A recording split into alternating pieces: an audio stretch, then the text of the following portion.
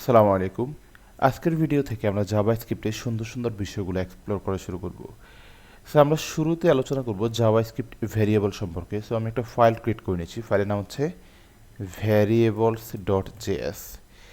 এখানে প্রথমে যে অংশটা ভ্যারিয়েবলস এটা হচ্ছে ফাইলের নাম, এবং শেষে যে অংশটা .js এটা হচ্ছে এক্সটেনশন। মানে আমি আমার কম্পিউটারকে বলে দিচ্ছি আমি একটা ফাইল ক্রিয়েট করতে চাচ্ছি, নাম হচ্ছে ভ্যারিয়েবলস এবং এটার ফরম্যাট হচ্ছে জাভাস্ক্রিপ্ট। এনিওয়ে, দেন এন্টার দিলাম। এখন এই ভ্যারিয়েবল বিষয়টা কি? আমি এর আগের ভিডিওতে বলেছিলাম ভ্যারিয়েবল হচ্ছে এমন একটা জিনিস যেখানে আমরা আমাদের ডেটাগুলো স্টোর করে রাখি। কোথায়? মেমোরির মধ্যে। ওকে, আমি কি কাজ করতে পারি সেটা হচ্ছে কি, ইম্পর্টেন্ট ছোটো ছোটো যে নোটগুলো সেগুলো আমি কমেন্টের মধ্যে দিয়ে দিই। তাহলে ভ্যারিয়েবল বিষয়টা কি? Variables are use to store data in memory. Okay, তাহলে ভ্যারিয়েবল কি? ভ্যারিয়েবল হচ্ছে একটা আমরা বলতে পারি একটা বক্সের মতো। হ্যাঁ, যে বক্সের মধ্যে আমরা আমাদের ডেটাগুলো রাখি এবং পুরো জিনিসটাকে আমরা স্টোর করে রাখি কোথায়? মেমোরির মধ্যে। কেমন? ওকে, আমরা একটা ভ্যারিয়েবল ডিক্লেয়ার করতে পারি যে ভ্যারিয়েবলটা ফর এক্সাম্পল আমার নামকে স্টোর করবে। তো ভ্যারিয়েবল ডিক্লেয়ার করার জন্য আমরা কিওয়ার্ড ব্যবহার করছি লেট, এবং ভ্যারিয়েবলের যে নাম সেটা হবে নেম, এবং অ্যাসাইন দিয়ে এর ভিতরে আমি যে ভ্যালু রাখবো সেটা হচ্ছে ধরেন মেহেদি। এখন আমি যদি এটাকে কি করতে চাই, এটাকে যদি আম, আমি যদি শো করতে চাই কোথায়? কনসোলের মধ্যে। তাহলে কনসোল ডট লগ, এরপরে হচ্ছে কি দিব? এরপরে দিব হচ্ছে এই ভ্যারিয়েবলের নামটাকে কল করে দিব। কেমন? আচ্ছা, ভ্যারিয়েবল নামটাকে আমি কল করে দিলাম। এখন আমরা এর আগের ভিডিওতে দেখেছিলাম আমরা যদি কনসোলে কোনো কিছু দেখাতে চাই তাহলে কি করতে হবে? আমাকে এই পুরো জিনিসটার সাথে এইচটিএমএলকে কানেক্ট করে দিতে হবে। বাট যেহেতু আমরা এইচটিএমএল কানেক্ট করি নাই তাহলে কি আমরা দেখতে পারবো না? হ্যাঁ, অবশ্যই পারবো। আমি একটা হোমওয়ার্ক দিয়েছিলাম, সেটা হচ্ছে আপনারা নোট জিএসকে ইনস্টল করে রাখবেন। ওকে, আচ্ছা। তো আমি ধরে নিচ্ছি আপনারা মোটামুটি সবাই নোট জিএস ডাউনলোড এবং ইনস্টল করে রেখেছেন। তাহলে কি করবেন? করবেন হচ্ছে এই যে থ্রি ডট দেখতে পাচ্ছেন এখানে ক্লিক করার পর টার্মিনাল দেখতে পাবেন। টার্মিনাল থেকে আপনি নিউ টার্মিনালে ক্লিক করবেন। ক্লিক করার পর এই যে এখানে আপনি ভ্যারিয়েবলস ডট জেএস যে নামটা দেখতে পাচ্ছেন হুবহু সেম নামটা কী করতে হবে? এখানে লিখে দিতে হবে। মানে আমি বলে দিচ্ছি আমি এই ফাইলটা অর্থাৎ ভ্যারিয়েবলস ডট জেএস যে ফাইল আছে সেই ফাইলটাকে রান করতে চাই কার মাধ্যমে? নোট জেএসের মাধ্যমে। তাহলে আমি উইদাউট ব্রাউজার আমার জাভাস্ক্রিপ্ট ফাইলকে আমি আমার মেশিনের মধ্যেই রান করতে পারবো। ওকে, সো আমরা জিনিসটা করে দেখি। ফাইলের নাম হচ্ছে ভ্যারিয়েবলস ডট জেএস দিলাম, এন্টার দিলাম। কাজ করবে না। কেন করবে না? কারণ হচ্ছে এখানে আরও একটা কাহিনী আছে। কাহিনী হচ্ছে কি? কাহিনী আমাকে প্রথমে লিখে দিতে হবে হচ্ছে নোড। মানে হচ্ছে আমি কার মাধ্যমে রান করতে চাই? আমি রান করতে চাই নোডের মাধ্যমে। তাহলে দিব হচ্ছে নোড। নোড দেওয়ার পর ভ্যারিয়েবলস ডট জেএস এটা দিব, এন্টার দিব। এখন সাথে সাথে আই হোপ আমার ফাইলটা মোটামুটি আমার এই যে মেশিন সে রিড করে ফেলবে। এই যে মেহেদি যে লেখাটা, মেহেদি লেখাটা চলে আসছে। ওকে, সো আই হোপ এই পর্যন্ত আপনাদের কোনো সমস্যা নাই। ওকে, এখন প্রশ্ন আসতে পারে যে কেন আমাদের ভ্যারিয়েবল দরকার। এখন ভ্যারিয়েবল যদি না থাকে তাহলে আমাদের অনেক সময় কি হবে, যে অল্প কিছু জিনিসের জন্য অনেক অনেক অনেক অনেক বেশি লেখা লিখতে হচ্ছে, অনেক অনেক বেশি কোড লিখতে হচ্ছে। ওকে, ফর এক্সাম্পল হচ্ছে ধরেন আমি যদি ভ্যারিয়েবল ইউজ না করতাম এখানে তাহলে কি হইতো? ধরেন উইদাউট ভ্যারিয়েবলস, তাহলে কি হইতো? তাহলে কনসোল ডট লগে বারবার এসে আমার মেহেদি যে লেখাটা সেটা লেখার দরকার হইতো। ওকে, ধরুন আমি এখানে 4 বার আমি আমার নামকে প্রিন্ট করতে চাই, তাহলে এই 4 বারই আমাকে কনসোল ডট লগ মেহেদি এগুলো এগুলো লিখতে এইভাবে লিখতে হইতো। এখন আমি যদি হুট করে চাচ্ছি নাম পরিবর্তন করবে, আমার নাম না অন্য আরেকজনের নাম, ধরেন হচ্ছে কি আম, আহ, রাহিম। হ্যাঁ, এটা যদি আমি আবার দেখাতে চাই তখন প্রত্যেকবার এসে আমার এই নামগুলো চেঞ্জ করতে হচ্ছে। আসলে এগুলো কোনো প্র্যাকটিক্যাল ওয়ে না। তাহলে যদি কি থাকে, যদি আমার ভ্যারিয়েবল থাকে তাহলে আমরা বলে দিতে পারি উইথ ভ্যারিয়েবল হলে আমাদের কি সুবিধা হবে, উইথ ভ্যারিয়েবল হলে কনসোল ডট লগ এর মধ্যে শুধুমাত্র আমি যে নাম সেটাকে আমি কল করে দিলাম, অর্থাৎ ভ্যারিয়েবলের যে নাম সেটাকে কল করলেই কাজ হয়ে যাচ্ছে। এখন আমি যদি ধরেন এখানে মেহেদির জায়গায় অন্য কোনো কিছু লিখে দিই, ধরেন আমি লিখলাম হচ্ছে রাহিম, নাম পরিবর্তন হইলে, তাহলে যদি আমি এই জিনিসটার নাম অর্থাৎ ভ্যালু যদি চেঞ্জ করতে চাই আমাকে কিন্তু এখানে এসে ম্যানুয়ালি চেঞ্জ করতে হচ্ছে না। ভ্যারিয়েবলের নাম চেঞ্জ করা মানে আমার এখানে কনসোলের ভেতরে যে ভ্যালুটা সেটা চেঞ্জ হয়ে যাচ্ছে। কেমন?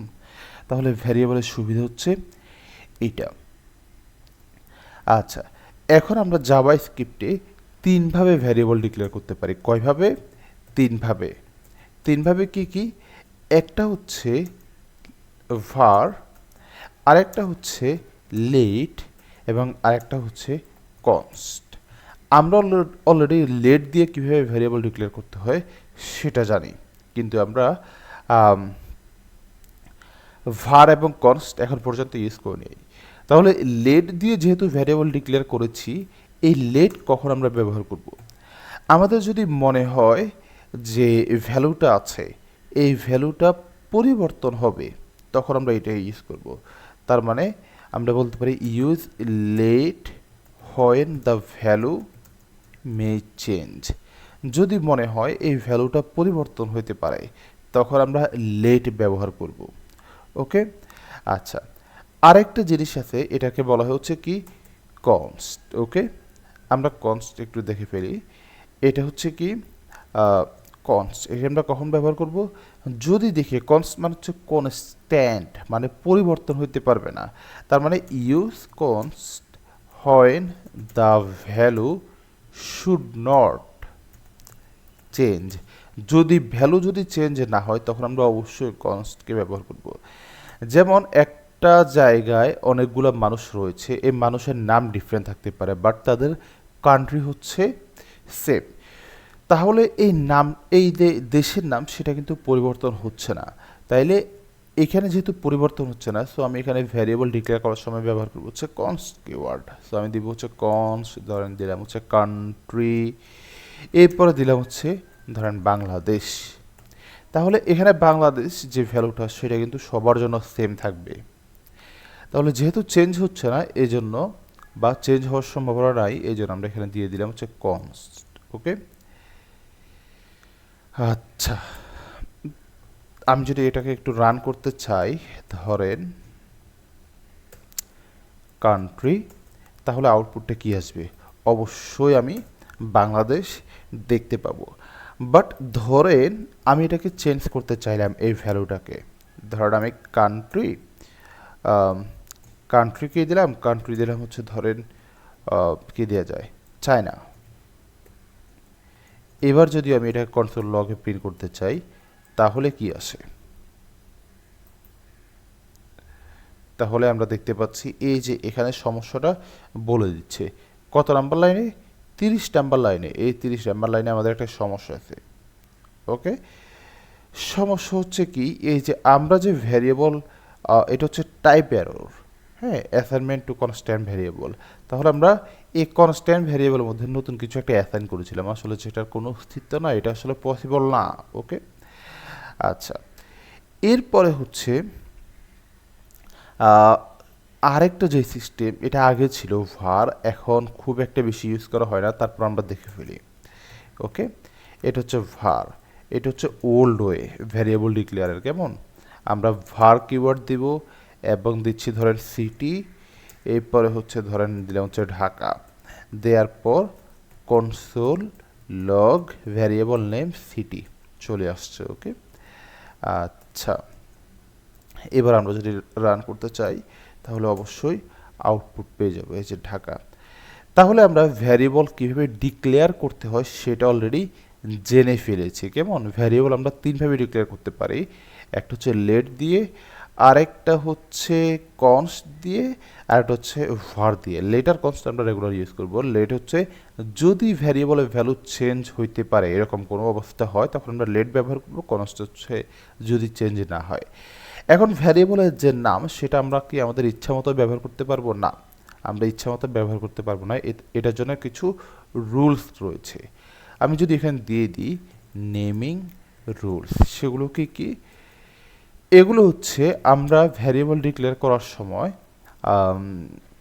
একভাবে দিতে পারি ফার্স্ট নেম, এভাবে ধরেন নামের দুইটা অংশ যদি হয় তখন আপনি প্রথমে যেটা শুরু করবেন ছোট হাতের দিয়ে, এরপরে আপনি স্পেস না দিয়ে পরবর্তী যে অংশটা এটা আপনি বড় হাতের দিয়ে শুরু করতে পারেন, ক্যামেল কেসের মতো করে, কেমন?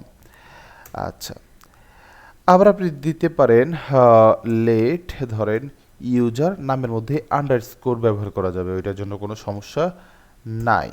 ওকে, লেট আপনি শুরুতে কি করতে পারেন ডলার সাইন ব্যবহার করতে পারেন, এটার জন্য কোনো সমস্যা নাই। বাট